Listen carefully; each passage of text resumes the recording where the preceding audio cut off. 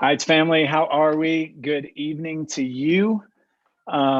Midweek is here. We are back at it again. If you haven't been around midweek much, then just know that you're in for a treat tonight. We got some good friends and some good conversation. And specifically, if you haven't been a part of midweek, just know that the whole premise behind midweek is just that we would take what we talked about on the weekend and kind of pull it forward into our week, kind of the middle point. Recenter, re-anchor ourselves back in. And from there, hopefully tonight, what you get to enjoy is just some good conversation around a topic we started on the weekend, but also just allowing it to soak deeper into our souls and into our life. And especially if you're around on the weekend, we talked specifically about this process of lament and how you find lament in scripture. And the whole idea of lament is just doing the hard work to spend time with my soul and spending time with my soul and being real with emotions and letting things surface. I find words to express them to God. And in the process of expressing them to God through prayer, what actually happens is I get moved towards a deeper trust and a fresh view of God in the process. So we're going to chat about that. We're going to hopefully explore some of that and what it looks like on a practical level in our lives. And so without further ado, we are going to jump to some dear friends. We have with us the one, the only Mr. Owen. And we'll say your full name, man. We were talking about that before, Mr. Owen Wildman. All right. That's the kind of introduction that's got me fired up. I'm ready now. It's in the name. It's in the name, man. It's in the name. We also have Matt Crosswhite with us. How's it going, everybody? You've seen Matt before, and we also have Joanne. Joanne, have you ever been on midweek? I have not. Yes. So you guys know Joanne from leading worship and just one of the phenomenal parts of our worship team. And so welcome, everybody. Super excited. We're all here. Owen, you got any fancy breakfast food you want to talk about as normal? And No, I think we settled that. I think Friday on morning coffee, we finally put to rest the debate. Should be. Yeah, but we gotta tell people because if they didn't make it to morning coffee, here was the beauty, you guys. What we discovered about Owen is he physically does not like beans. The texture of beans, he can't do it. And so this whole thing's been built around beans. That's the best part. So, Matt, you ever had beans with breakfast? I've had a breakfast burrito that had beans, but beans as a standalone side, no, I don't think so. And let's accurately describe the beans. All right, they're like pork and beans without the pork, and then you add a little tomato to them. That's how it is. It's like if you took a can of pork and beans, took all the pork out, and then you poured in like a little tomato sauce or ketchup. Like that would kind of be where we're going. That's fine. You want to know something crazy? It's not breakfast. We did Friday morning, and I watched this cooking show, and it's a British lady, and you can't make this stuff up. That exact brand of beans, Owen, as part of her show, she went to the bean factory to see how they were made. And that sauce you're talking about that you're making fun of, that tomato sauce, there are 3 or 4 people on the planet that know the recipe. It's that under wraps Coke. Special. We're talking 800 million cans a year. So it's like a KFC, the Colonel's chicken recipe, right? Like mysterious. Nobody knows what it is. Just saying, man. Okay. It's a little more special than pork and beans. Okay. Well, all right. But you did not disappoint on the English breakfast though. You loaded us up and everything was delicious, honestly. You're a pretty good cook. I was impressed. Yeah. I'll take it. Take it coming from you. You took me to Olga's in Michigan, so that's a whole nother story. And Olga's secret sauce. Man, yeah, I'm not so sure about that. Yeah, I'm Joanne, one of those. I was gonna say, Joanne, you're a mama. Yeah, oddly, we actually had breakfast for dinner tonight. Hey. Out of that, my son informed me that I should start making a full buffet for breakfast at least once a week, and I was like, I think you could do that. Knock yourself out. Your buffet. Oh man, it's so That's a good. compliment, though. You know, they like that breakfast food you're bringing so much. They want more. He actually loves breakfast so much that like he loves over easy eggs and bacon and toast, and he frequently will like take a picture of his breakfast, just I don't know, like to remember it, and he'll like make it a screensaver on his phone. He's like total boy when it comes to food, loves food. That's awesome. That's a total teenage boy thing to do. Man, this food, I just got to take a picture of this breakfast to remember this moment, you know. So great. Oh, and I'm going to send you some beans for a screensaver for your phone. A little wallpaper action. Perfect. Just motivate me to just do more work so I can cover up that screen with other things. I feel like, though, the conversation of beans and you not liking them, that just leans into lament. You're probably lamenting, you know? Yeah. There's so much that I lament.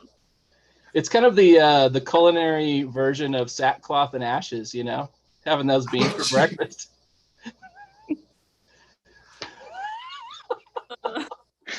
Ba-da-ba. There he is. Oh, Also, man. it's been nice knowing you guys. This is my last midweek, unrelated to that comment. I know we're both going to get fired, Yes. for sure. But all seriousness, John, I know me personally, your message on Sunday really hit home and really was, man, perfect for this season that we're in, where, you know, I feel like, I know me, like I'm always wrestling between like keeping it positive or just ignoring how I'm feeling or actually leaning into it. So there's just this whole thing about lament seems like a real old school word, but it's perfect for this time. It couldn't be more timely for the season we're in, you know? Oh, I appreciate it, man. Thanks. It was one of those that, as a speaker, you hit them every now and then. And I know Ron and I have talked about it, where it's one of those weeks where you just know that this is so near and dear to me and catches the heart and rhythm of Scripture. And it becomes just a special moment to step in and get to share. And that's what this week felt like. It felt more like just this unique opportunity. Like you said, it's an old word. It's something that for me, honestly, I don't think I'm good at. Like if you were talking spiritual practices, I don't. And I just listened to a podcast on empathy. And what I caught interesting in it was that when you're short on time, you become short on compassion. And I would say when you're short on time, we actually become short on empathy for ourselves and the ability to go into the emotions that we hold. And so I think lament gets cut out. I mean, just for me personally, lament gets cut out quite often just based on the world moves so fast that we just I'm not good at slowing down and going, gosh, how did that really impact me? What am I carrying? What has stirred from it? And then waiting long enough for words to come to actually be able to express it back. So yeah, I appreciate it, man.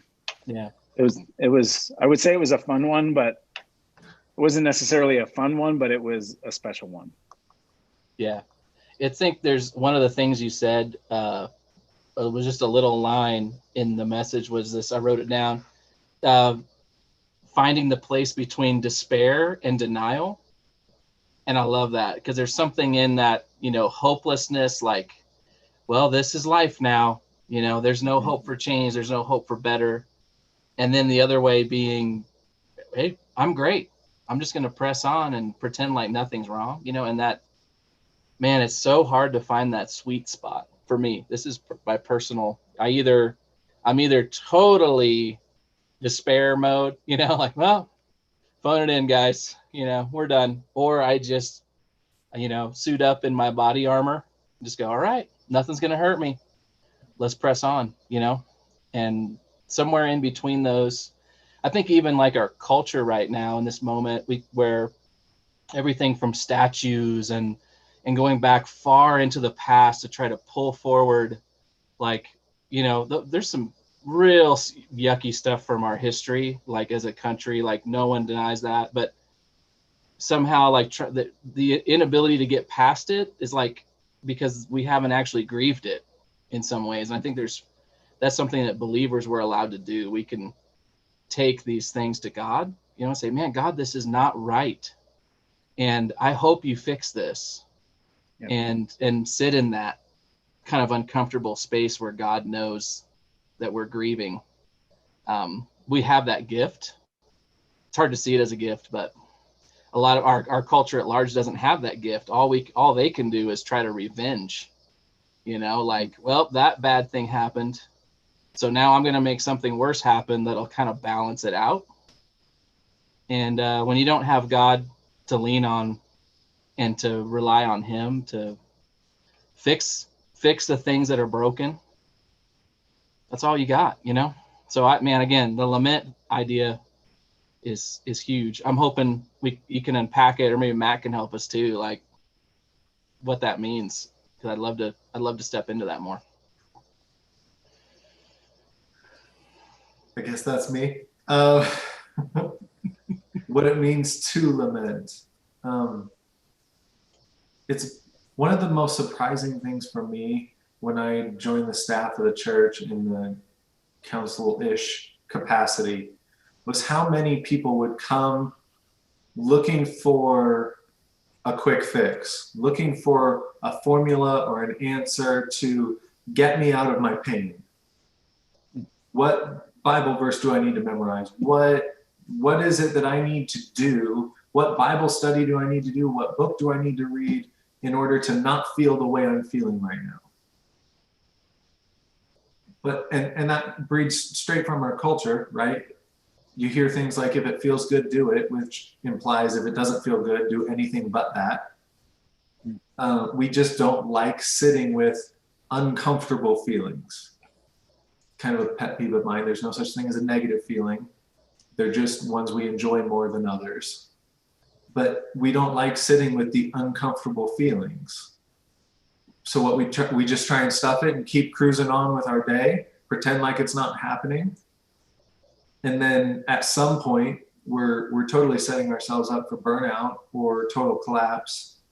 It starts coming out the sides and affecting and infecting our relationships to the point where people don't really want to be around us anymore if it goes too long unaddressed. And then if it continues after that, we just end up totally isolated, wondering what went wrong. And it all started back because we didn't let ourselves feel whatever we were feeling. Don't really want to be around us anymore.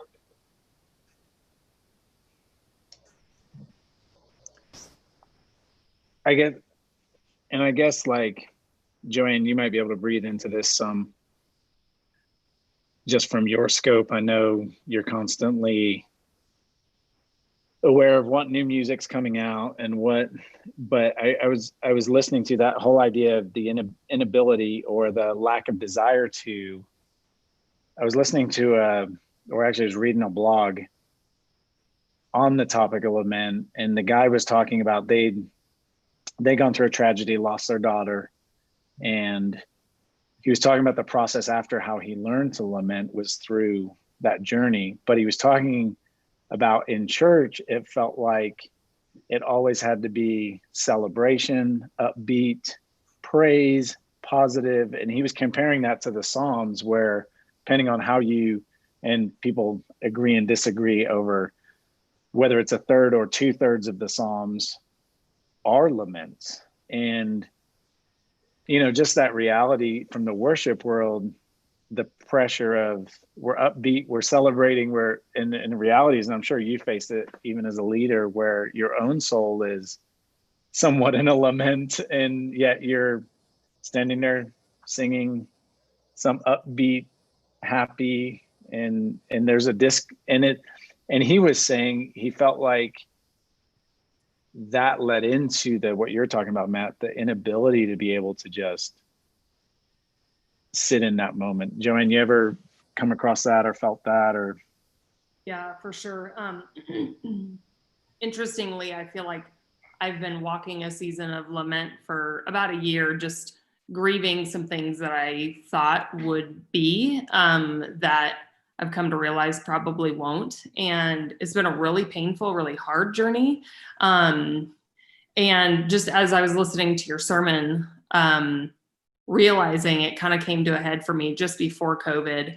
And I remember just totally just breaking down, and in a way that I probably haven't ever before, and realizing I think it was that moment of going, I really have to face this and stop being angry that it isn't and wishing that it was, and accept it and figure out how to truly process this. Cause I think I had just been doing that, like, oh, well, it sucks, but it'll be fine. It sucks, but whatever, fill in the blank. And just going like, God, I have to trust you. But he's also a God that's big enough to handle us going, this is awful. And I don't like this. And this isn't what I signed up for or what I thought you were doing. And I don't get what you're doing. And I feel lost and confused. And interestingly, I was on a Zoom call yesterday with our department and talking about some ideas for some things coming up. And I don't know if you guys have heard Amanda Cook. She's one of the worship leaders with Bethel. And she went on like this gnarly long sabbatical where she kind of holed up in a house in the woods in Tennessee for, I think it was like 4 months or something. And some of the music that came out of it was just really beautiful. And it took me back, as we were talking yesterday in our call, to this song that she has called House on a Hill. And it's just, I listened to it again for the first time today after it's been months since I've heard it, but it's just this really beautiful, very slow. Like, I feel like the moment you start listening to it, the piano chords are very slow and kind of quiet, and it just makes you breathe and just kind of like, I feel like it just brings everything down. And it's just this beautiful song, like from the heart of a father to his child. Like, I'm here, and whatever your heart has, it doesn't matter how heavy it is, bring it to me. I've been waiting. And the song actually says, I've been waiting for you to let me be your friend. And wow. That's what friends do. Like, they sit with you in those moments. You don't want to be like Job's friends and tell him all the things he's doing wrong. But like, just to hear that, like, God wants us just to sit with him, and he wants us to just unload it. He wants us to lament what isn't, or what isn't going to be, or what, just all of those things. And he wants us to sit with him and just unpack those and lay them at his feet and process them. And he's big enough, and we just stuff it. And I think a lot of it's because we're scared of truly putting words, or like allowing ourselves to realize what it is that we're thinking and feeling. Yeah. I mean, don't you feel like if we don't take the so-called negative emotions, the hard emotions, the ones we don't want to experience, like, if we don't take those to God, it's like having a relationship with a friend that will only ever tell you she's fine. How you doing? Fine. Good. How you doing? Oh, everything's great. And you're just like, okay. I mean, you might, enjoy that person, but you're never going to get anywhere with that person in any kind of deep relationship, because that's what relationship takes, is that honesty, carrying another person's burdens, right? And God of all people is just literally dying to carry our burdens. He tells us to cast our cares on him because he cares for us, and when we don't give him the chance to carry those unhappy feelings or the disappointments that we have, I mean, we have a really shallow relationship with a really deep and strong God. It's hard though. I don't know what it is, but I don't know if you guys feel it, but I feel like it's really hard to give each other as believers permission to step in to that kind of emotion, right? Like, we're always trying to keep each other pumped up, or to get past it. Like, hey man, I'm going, that's a rough patch, but you'll get back, but like, everybody's always trying to talk positively, to keep each other up. I don't know if that's just me, but it's like, we don't give ourselves permission to, hey, just have a lament season, We don't often give each other permission, and we don't often give ourselves permission either. Because a lot of times we just start intellectualizing it. Is it even right for me to be feeling this way? is it my own fault that I got here, or did I set myself up for this? And so we end up just overthinking it rather than just sitting in it and letting God know, I don't like what's going on. I mentioned this in a different setting and it seemed to help people, but when the Psalms were written, I heard Pastor Tim Mackey talk about, to modern day Western church, we often approach prayer as, God already knows how I feel, so I'm going to tell him what I'd like to see happen. But the Psalms were written, the way the Hebrews sang and prayed was, God already knows what's going to happen. He's sovereign. I'm going to tell him how I feel. That's why the Psalms reflect so much emotion, whether jubilant, happy joy, or really terrible, depressed lament. That's why they're so emotion packed. It's God already knows what's going on, but I'm going to be gut level honest with him and just say, God, I don't know where you're at. I don't know why you're not stepping in to do this, to do what I thought you were going to do, to do what I thought you had already promised to do. I don't know why you're not doing what you said you were going to do, or what I thought you said you were going to do. I don't know what's going on, and I'm just hating this. It's sad. It sucks. But I still trust you. You're still God. I'm still not. I just want you to know that I'm not having a fun time. Yeah, and if you look at some of those Psalms, I mean, there's all kinds of verses and passages in there that are just so honest and so real, and actually even contain a level of honesty that's not theologically accurate. All right. Now, I guess what I mean by that is, like, the person writing it says something like, implies things like, well, God's not listening. God doesn't hear me. God doesn't care. God is late. He's not on time, which we know from a theological point of view, that's not true, right? God hears. God's never late. He's always right where he's supposed to be. And yet in the inspired word of God, God allows for that. God's like, I'm going to leave that bad theology in there at that moment, because it's worth seeing people walk through the process of sharing their heart with God and allowing God to walk through it with them. And that's just deeply powerful to me. Well, you raise a great,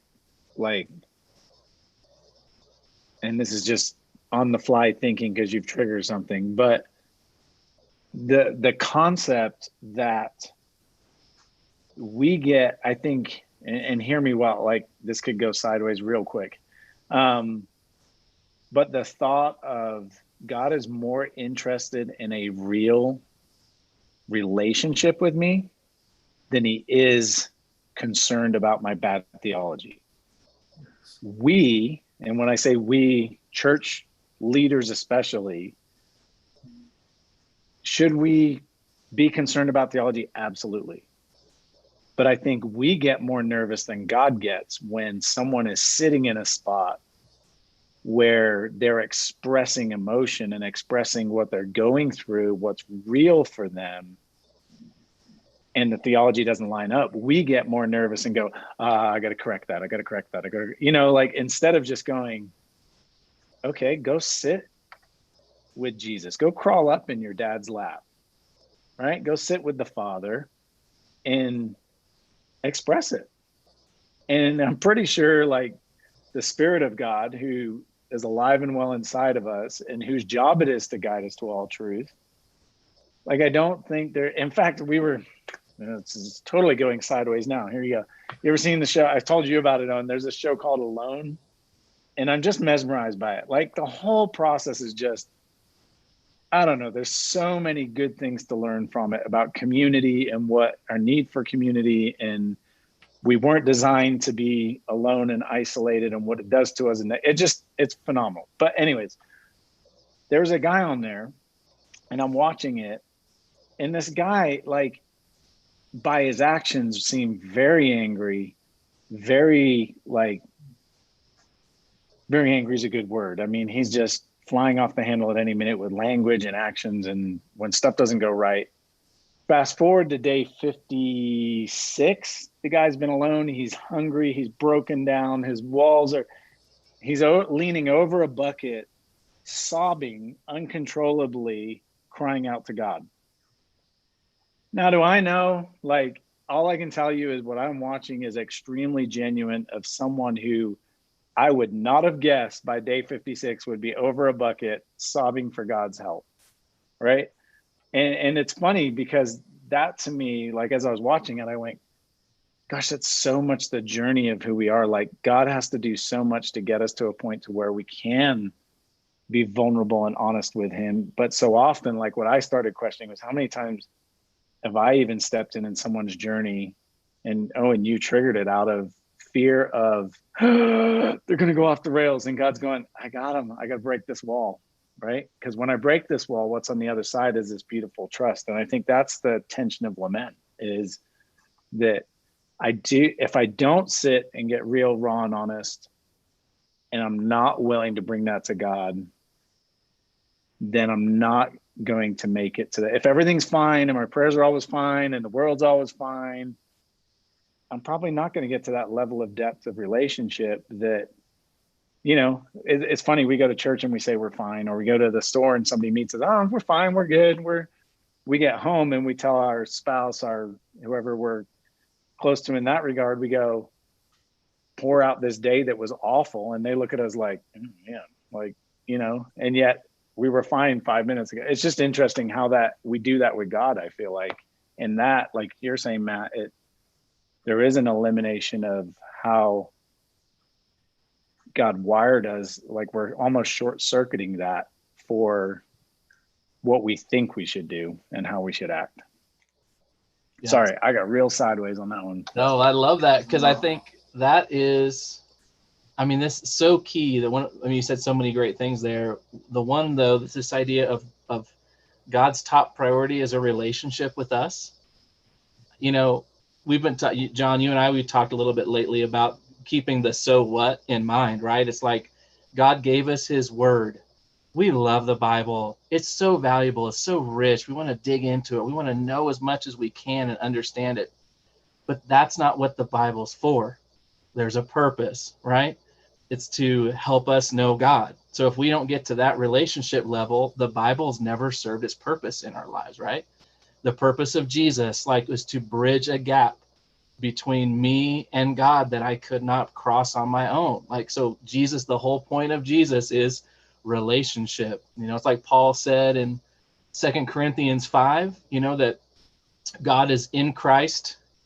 The word's reconciling. He's bridging the gap, repairing the relationship between me and God and the people around me. That's what he's about. That's his bottom line.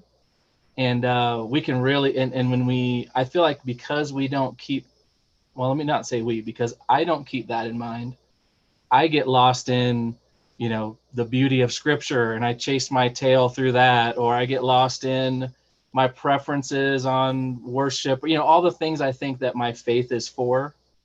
And I forget that I can bring God my actual self, including all those unpleasant emotions, because that's what this whole thing's about. It's literally for that purpose, and God's so patient, like a father.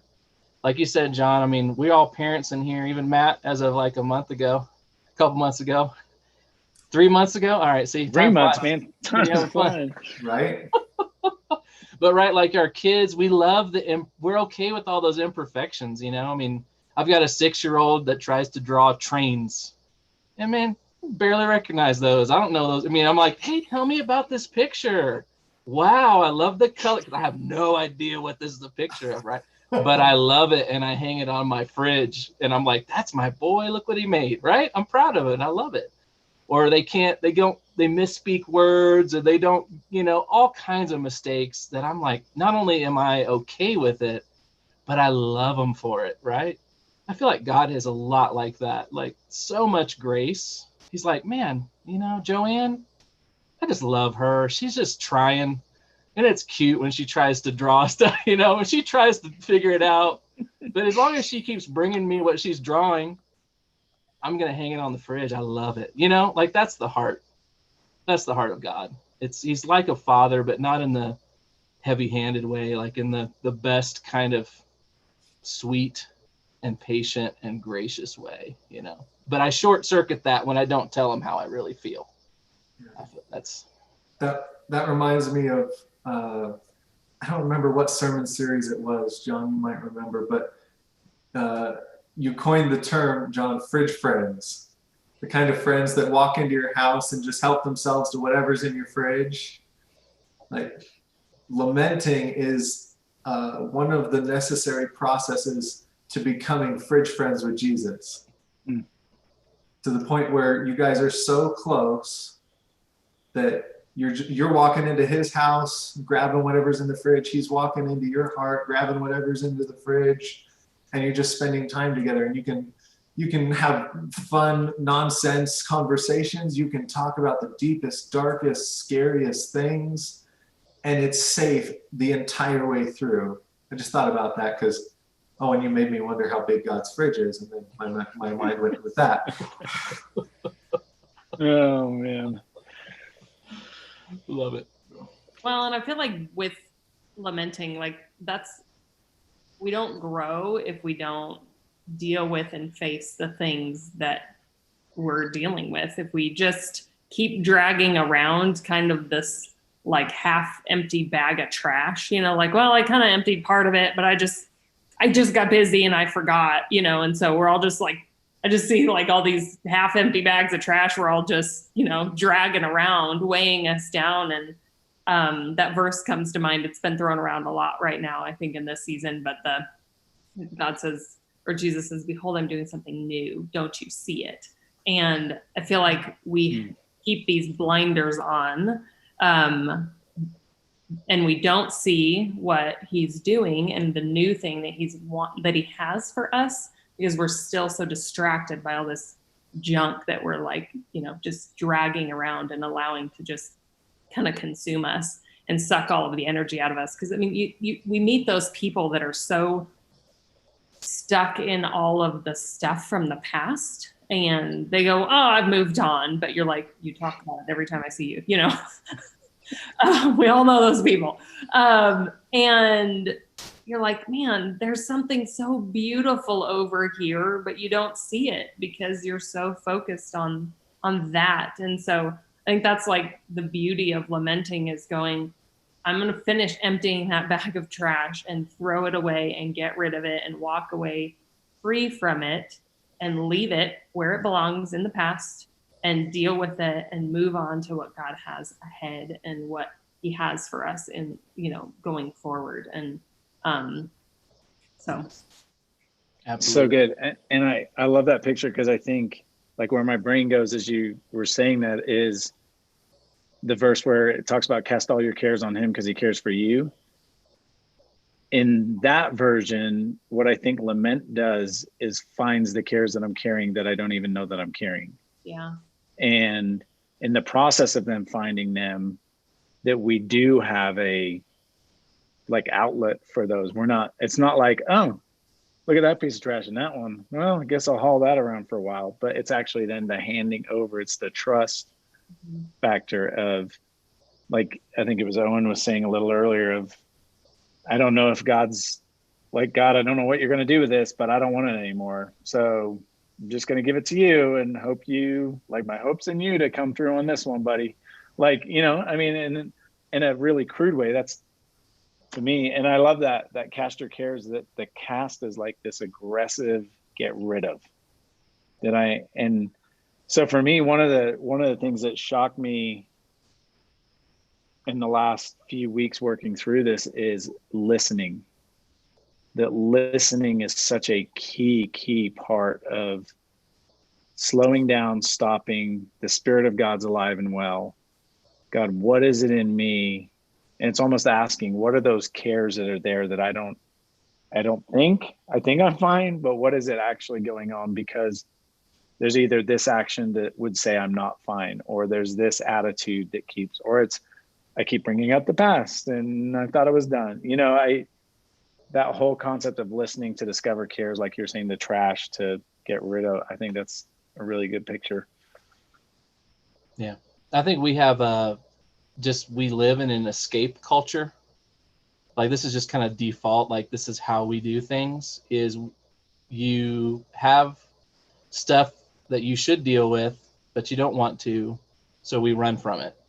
And with all, I mean, everything from Netflix to booze, relationships, extreme hobbies, like you name it. We all have, Little Debbie oatmeal cream pies. That's my favorite. Cans of beans. Cans of beans, Burger King, right? Oh, cans of beans will make you forget about your other problems for a while, for sure. It works pretty good. But, and I don't know if this is going to make sense, but we all do this. This is like our default. Like we learn this just by, this is what America does. Like we have money, we have time, we find something to do to distract ourselves from the real unpleasant stuff. But then as believers, somewhere we realize like we need help from God. Like we can't go through life alone. We realize we need Jesus.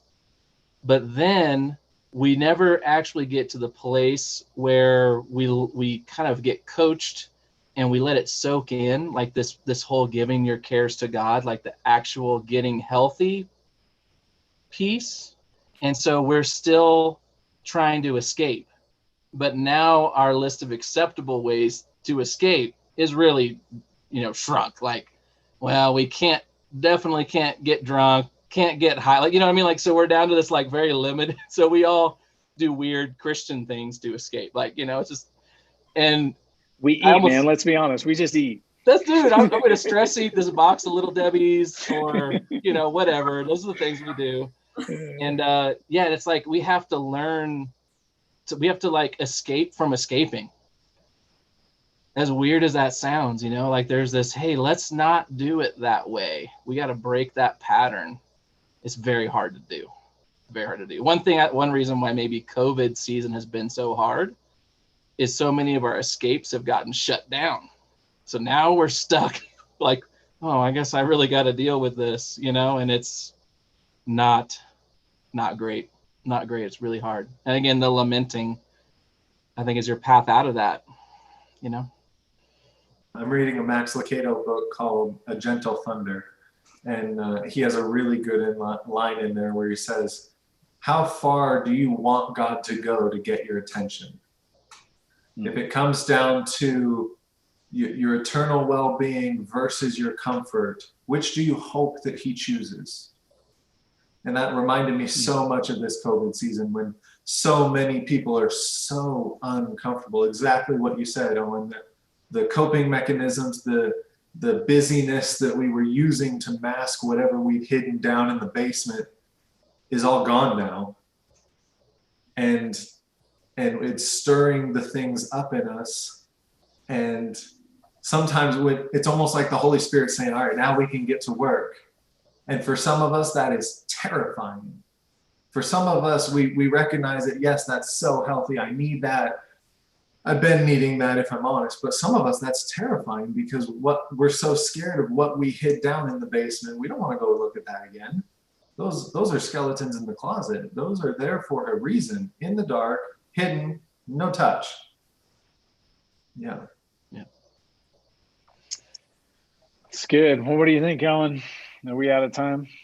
I guess so. I mean, this is just getting started. We didn't get to embarrass Joanne nearly enough for her first midweek. I know. I feel kind of bad. You shouldn't feel bad. We'll have to have you back on. We'll talk about your worst breakfast fears. We talked about mine again today, those beans. But hey, there's a question to close with. Totally random. I learned two things. One about Kyle, one about Owen this week. Kyle hates mushrooms. Owen doesn't like beans. Do you have a food that you avoid? Because you physically don't like it.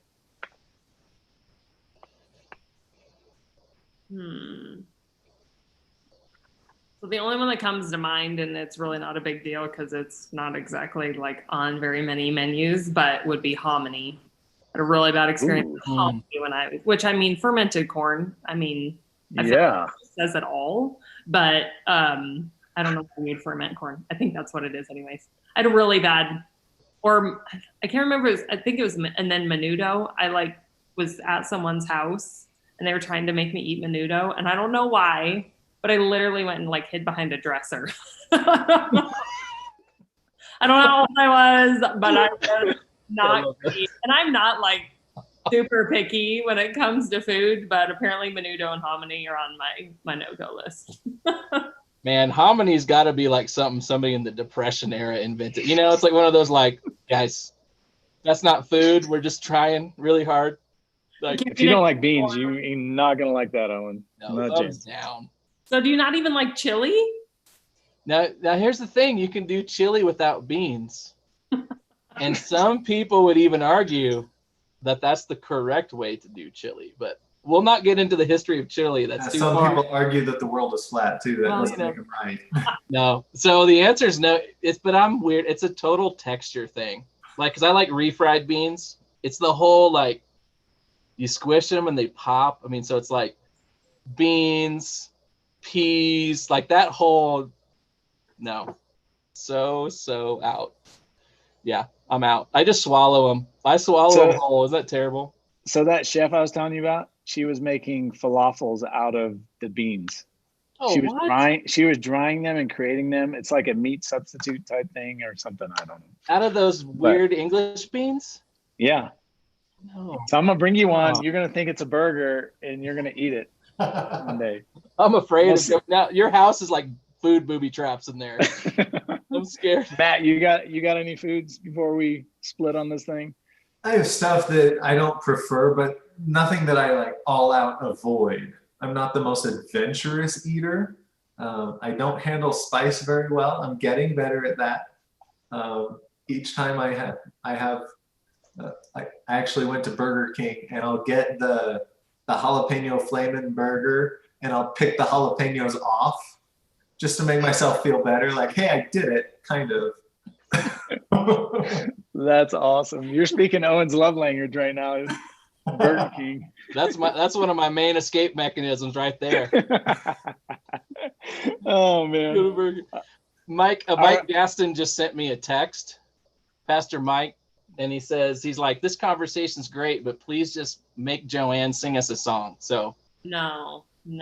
I feel like that's probably something I feel like Joanne should sing us out. We finally broke John. There it is. That's our new close. Is Joanne she's on every week just to sing us out. Yeah, that's it. No. That's it. I can't end this meeting, can I? But I can leave. Just leave us staring at an empty living room. Yeah. Walked out. No.